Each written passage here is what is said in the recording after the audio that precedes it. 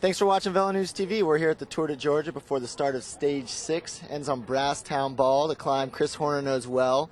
Chris, it all comes down to today. Trent Lowe, a couple of slipstream guys have a short lead on Levi and yourself. Talk about the day. It should be a good day. I would assume slipstream's going to have to do the bulk of the work, do everything till we get into the mountain areas and stuff, and then it's just going to be going hard and sending Levi off on his own.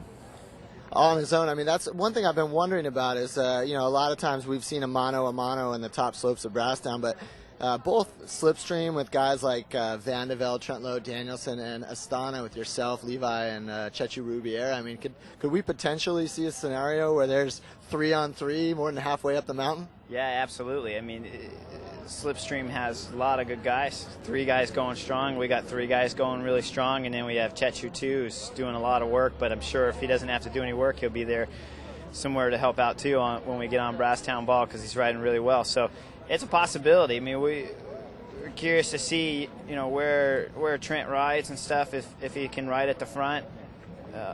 He's a good rider. He's shown good. He just hasn't shown that when it comes down to the really steep stuff like that he's still there at the front. But this might be where you can tell he's riding a little bit better here. So maybe he's gotten that one. I mean, you only need 0.5%, and then you're riding with the best riders in the world when you're already at his quality of level too. So maybe he has that now. Certainly Christian's always been there, so Christian's reliable and Zabriskie's reliable of being there too. So they got a really strong field. I mean, we saw yesterday where Danielson cracked and it was just 200 meters, so that was a surprise. But he's had injuries and stuff like that, like we talked about earlier. So when everyone was talking about him being a favorite, that's where when we were having this discussion, I was like, well, let's wait and see, because he hasn't shown that he's a favorite yet. And yesterday, so I wouldn't expect to see him there on the climb today. But, yeah, you could see a 5, 6, 7 rider showdown there when we get onto the big climb. Also, 1 or 2 other guys looked really good on the steep part yesterday, too. And after, it was only a 200-meter really steep part, but after 125, 130 miles in the legs, and you could still do it on that part, you got to be going all right. Yeah, I mean, it's just kind of interesting with all this talk about Levi, all this talk about Trent Lowe. I mean, we could very well see Chris Horner win the overall of this race. We could see Christian Van de Velde take the overall. Oh, absolutely. Absolutely. It's a possibility.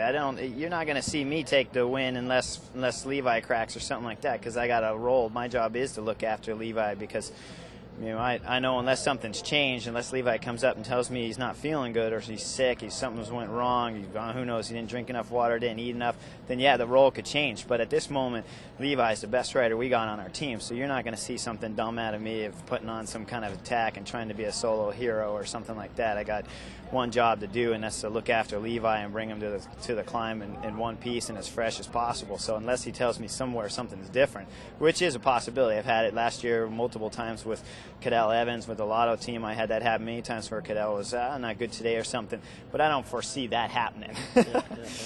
Well, we'll be interested to talk to you after the race and see how it all goes down. Thanks for the time. Yeah, thanks.